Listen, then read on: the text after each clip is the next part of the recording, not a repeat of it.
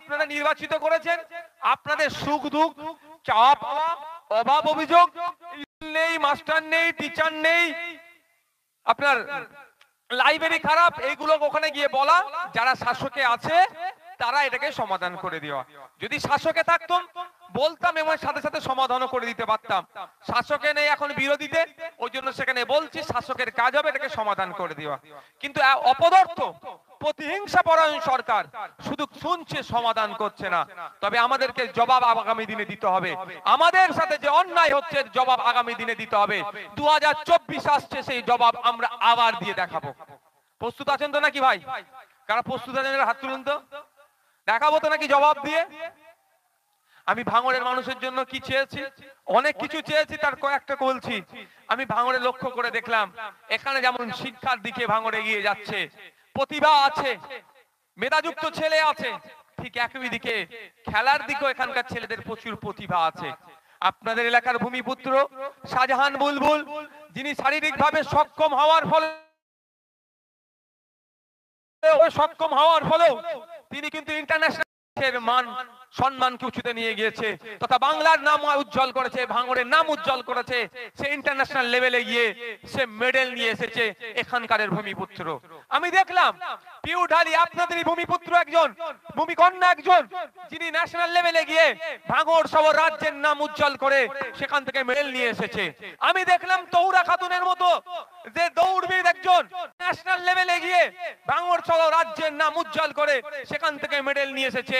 এই ধরনের আমাদের এখানে অনেক ফুটবলার আছে যারা আইএসএল খেলছেন, যারা কলকাতায় লিগ খেলছেন, বড় বড় ক্লাবে খেলছেন, বিভিন্ন ধরনের যারা এখানে স্পোর্টসম্যান আছেন, তাদের পর্যাপ্ত পরিমাণে কোনো পরিকাঠামো নয় খেলাধুলা করার জন্য। তাদের নিজেদের অর্থ ব্যয় করে, আর্থিকভাবে দুর্বল হওয়ার পরেও অর্থ ব্যয় করে কলকাতাতে দূরে গিয়ে তাদেরকে প্র্যাকটিস করতে হয়। তাদের কথা ভেবে আমি ইউথ সার্ভিস এন্ড স্পোর্টস মিনিস্টারের কাছে আমি আবেদন করেছি, দাবি জানিয়েছি, অবিলম্বে ভাঙড়ের এই প্রতিভাগুলোকে, ভাঙড় শুধু নয়, রাজ্য শুধু নয়, যারা দেশে হয়ে প্রতিনিধিত্ব করার ক্ষমতা রাখে, এদেরকে যথাযথভাবে পার্টিসিপেট করার জন্য, এদের প্র্যাকটিস করার জন্য ভাঙড় বিধানসভার মধ্যে একটা উন্নত মানের স্পোর্টস কমপ্লেক্স গড়তে হবে। এই দাবি ভাঙড়বাসীর জন্য আমি বিধানসভায় করেছি। আমার কাজ ওখানে উত্থাপন করা, কিন্তু দুঃখের বিষয় অপদার্থ সরকার কি করবে বলতে পারছি না। কিন্তু এর জবাব যদি আমরা সাথে সাথে দিতে থাকি, আমাদের উন্নয়নের পক্ষে ওরা থাকছে না, স্বাস্থ্যের উন্নয়ন করছে না, শিক্ষার উন্নয়ন করছে না, তো আমাদের কাজ হবে এদেরকে পর্যাপ্ত পরিমাণে উত্তর দেওয়া।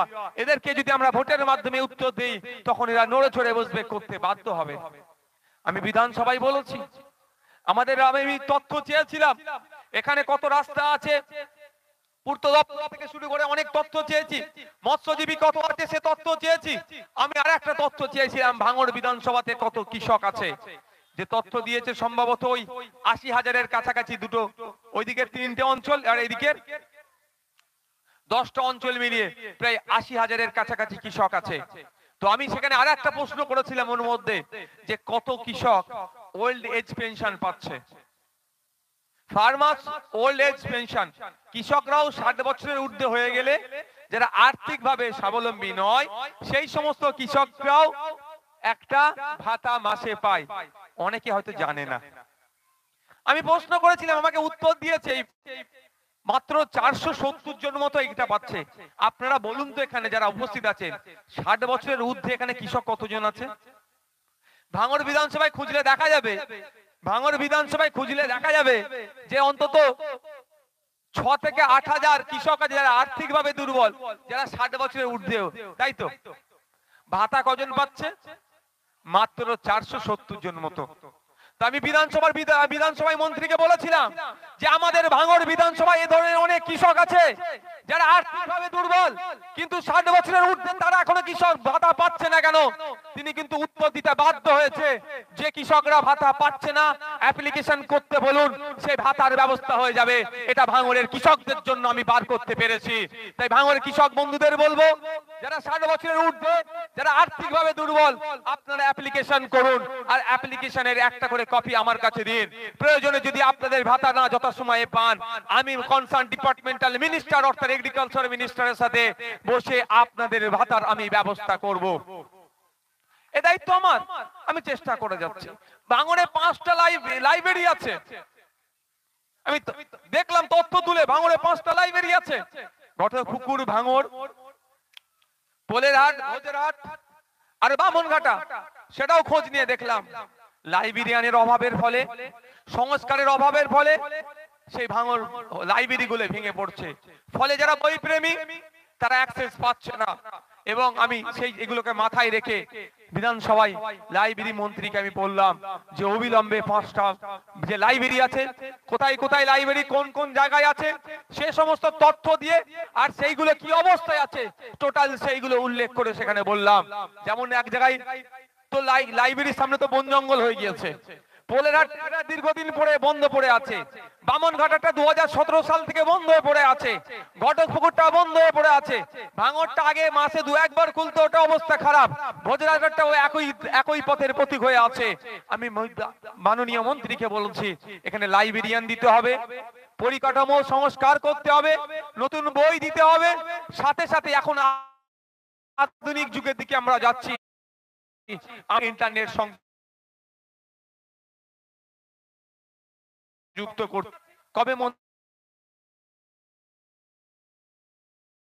বলে কি শুধু ভাঙড়বাসী নয়, সারা রাজ্যের মানুষ যেখানে বঞ্চিত, নিপীড়িত, অত্যাচারিত, সেখানে যেমন বলতে পারছি তাদের অন্যায় অত্যাচার তাদের উপরে যেগুলো হচ্ছে সেইগুলো আমি বিধানসভার মধ্যে পৌঁছাতে পারছি। আর আমাকে তখনই ভালো লাগে যখন আমি চোপড়াতে গিয়েছিলাম ছুটে, আদিবাসী ও শ্রমিকদের উপরে যেভাবে অন্যায় অত্যাচার হয়েছিল, যাদের বাড়ি ঘর পুড়িয়ে দিয়েছিল, তাদের পাশে যখন গিয়ে দাঁড়িয়েছিলাম তারা আমাকে কিন্তু একটা কথাই বলেছিল, আমাকে দেখে তারা আশার আলো পেয়েছিল। সাথে সাথে সর্বপ্রথম কিন্তু আমার নাম ধরেনি, সর্বপ্রথম বলেছিল ভাঙড়ের বিধায়ক আমাদের পাশে এসে দাঁড়িয়েছে। এটাই আমাকে সব থেকে বেশি ভালো লেগেছিল, যে ভাঙড় পথ দেখাই যে বা দীর্ঘদিন ধরে বলে আসছি, এটাই তার প্রমাণ। নওশাদ সিদ্দিকী পড়ে যেখানেই যাই, বিশ্বাস করুন রাস্তাঘাটে যেখানেই যাই, গাড়ির তোমার কাঁচ খোলা থাকে, আমি এসি কম ব্যবহার করি, কারণ মানুষ কি অবস্থায় আছে না আছে মানুষের কথা শুনি, মানুষের সাথে সংযোগে থাকার চেষ্টা করি। তখনই যাই সর্বপ্রথম দেখো ওই দেখ ভাঙড়ের বিধায়ক যাচ্ছে। বিশ্বাস করুন আমাকে এটা সব থেকে ভালো লাগে, এটা ভাঙড়ের মানুষ দেখিয়েছে। আমি দুঃখিত সাথে সাথে এটাও, আমি যে আশা করেছিলাম যে আমি ভাঙড়ের বাসীকে এই টাইমটা দেব, আমি দিতে পারছি না, আমি দুঃখিত, আমাকে ক্ষমার নজরে দেখবে। কারণ এখন আমি বিজেপি আর তৃণমূলের বাইরে একমাত্র বিরোধী। আর বিজেপি আর তৃণমূল মনে হয় আপনাদের বিরোধী মনে হয়? একটু জোরে বলুন তো, মনে হয়? ওরা নাটক চলছে, যত দিন আসবে দেখবেন একটু ধরপকড় হবে হয়তো, কারণ 2024-এর আগে আবার নাটক করতে হবে।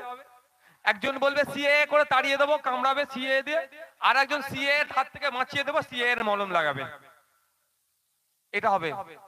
তো ফলে কি হচ্ছে, আমি যখন বিজেপি তৃণমূলের বাইরে আমাকে ভিন্ন জায়গাতেও ছুটে যেতে হচ্ছে। সেই পুরুলিয়ায় গিয়েছিলাম ছুটে, আপনারা দেখেননি? দেখেছেন তো ভাই? সেখানে জনজাতি উপজাতি সহ দলিত আদিবাসী ভাইদের উপরে যে আক্রমণ হচ্ছে তাদের পাশে গিয়ে দাঁড়াচ্ছি। চোপড়াতে গিয়েছিলাম, আপনার হাসখালিতে গিয়েছিলাম, আর রিসেন্ট জয়নগরে যে ঘটনা ঘটছে সেখানেও ছুটে চলে যাচ্ছিলাম। ফলে কি হচ্ছে, যে সময় দেওয়ার ইচ্ছে ছিল আমি কিন্তু ভাঙড়বাসীকে দিতে পারছি না, আমাকে ক্ষমার নজরে দেখবেন। তবে আপনাদের কথা ভুলি না, আমি এই সেশনে আপনাদের এখানে ভাঙড়ের মহিলা শিক্ষার্থীদের যাতে উচ্চ শিক্ষায় শিক্ষিত হতে পারে সেই পরিকাঠামোমূলক ভাঙড়ে একটা গার্লস কলেজ হয়েছিল, বামেদের আমলে সেটা ভিত্তি স্থাপন হয়েছিল, এই বর্তমান শাসকের আমলে সেটা কমপ্লিট হয়ে যাবার সে হোস্টেল কিন্তু এখনো চালু হয়নি। আমি কিন্তু আপনাদের কথা ভুলে যাইনি, এখানে আপনাদের অভাব অভিযোগ প্রতিনিয়ত আমি নজরে রাখি।